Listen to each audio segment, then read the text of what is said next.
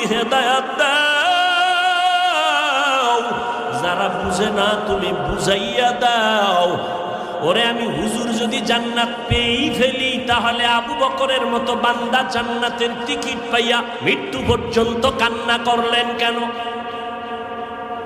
ওমরের মতো বান্দা জীবন ভর কান্নার আওয়াজ, জান্নাতের টিকিট পাইয়া ওসমান রাদিয়াল্লাহু আনহু হাউমাউ করে কাঁদলেন জীবনভর, কবরে একা থাকবো কেমন?